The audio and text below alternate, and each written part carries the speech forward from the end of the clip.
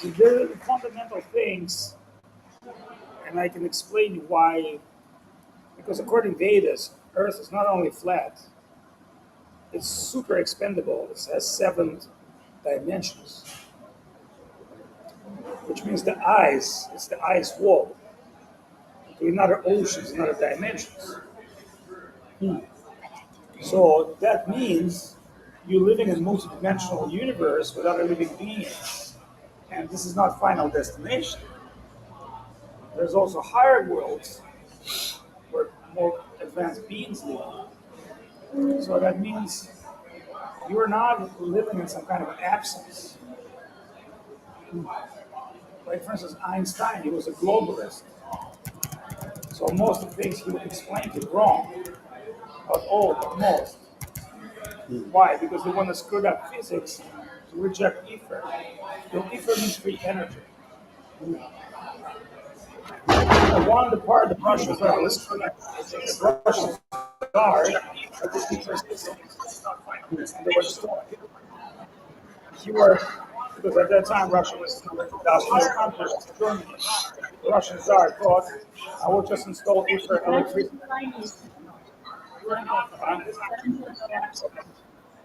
They killed him for many reasons. So they destroyed the monarchy of Europe.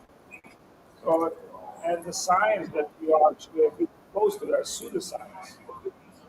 Like, for instance, nobody teaches you in school finances, which is the most important part of your life, right? Is healthcare, but nobody teach you how to be healthy, how to eat properly. So it would be reasonable that you want to raise advanced generation, you teach them how to eat properly, finances. No, instead of they teach you as a slave. So you're based in the slave educational system.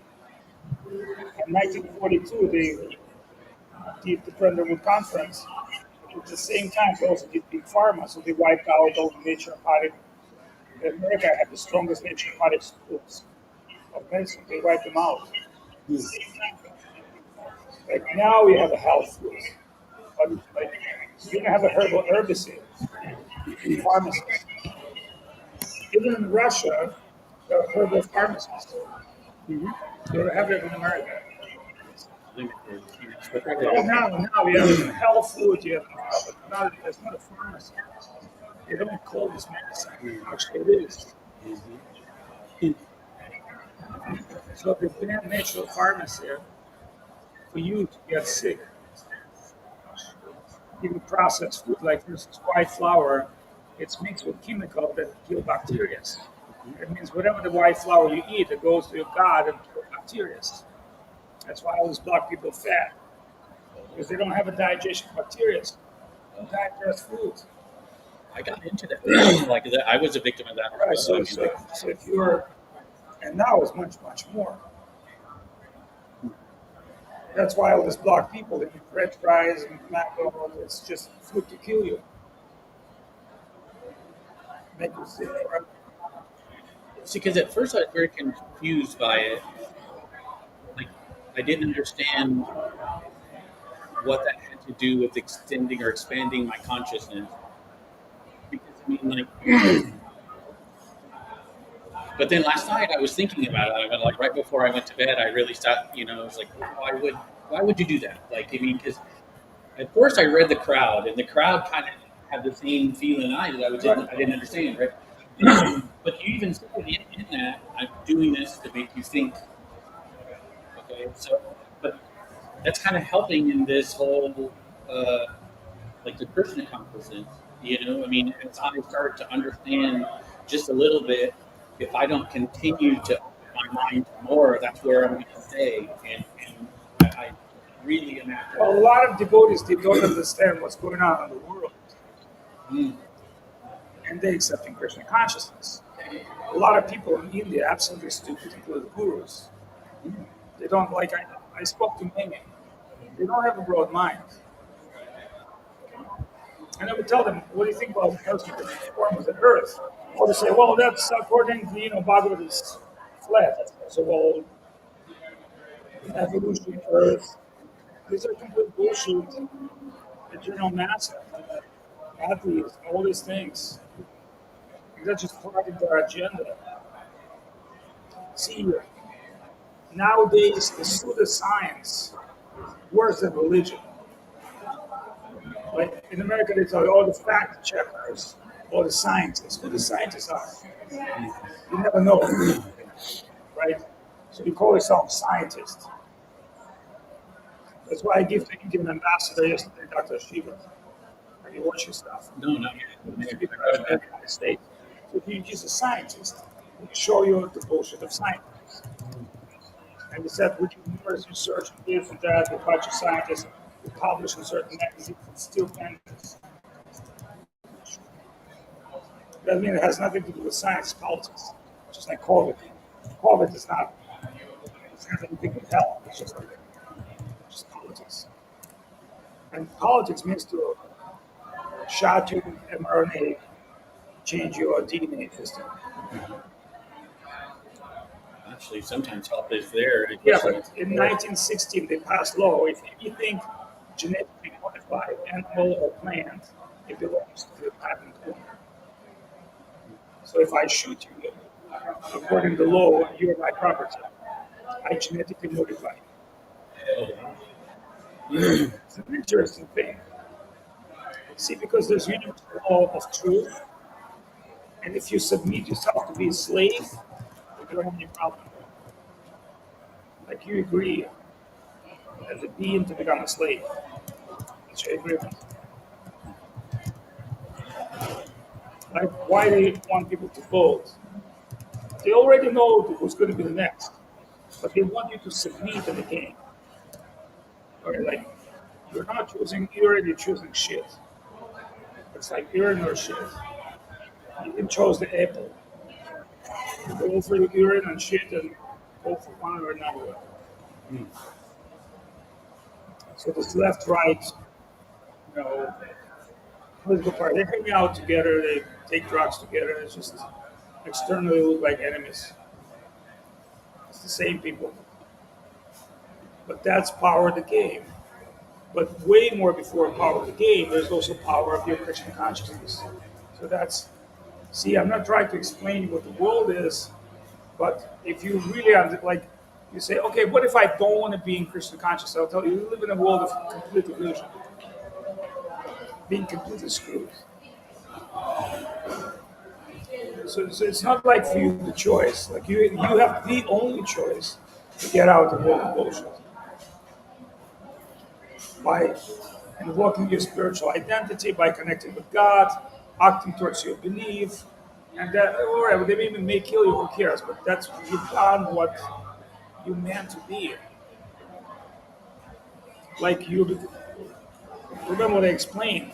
To be a human means to understand God, and understand God means to establish relationship with God. It's not meant for something else.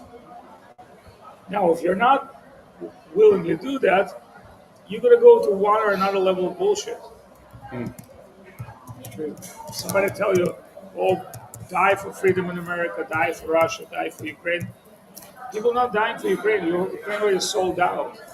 Russia already under control of globalists for hundreds of years. You're not dying for your own land. You're just being asked to die to evict the land. It's the best way, the best eviction. And if you don't understand that you're living in reality with hope, it's fair. So that's why what happens right now is just showing you better what the world you live in like. Because like, 20 years ago you live in the American dream illusion. Now like, hey, what's happened to America? What happened to the world? Like the Chinese look like zombie. They already did this in China. They're moving to Russia. That's what they want to do. Zombizing. And what's their mainly Chinese zombie idea? There's no God. The idea of God can't create people's happiness. It's fucking communism. That means whatever we do The God has not to be involved in your life. Yeah, we make you happy, we give you social things, but you're not spiritual being, you're just physical piece of meat. You like piece of Chinese pork. You're the monkey, you're product of monkey. I mean, I'm very radical, but I'm explaining you.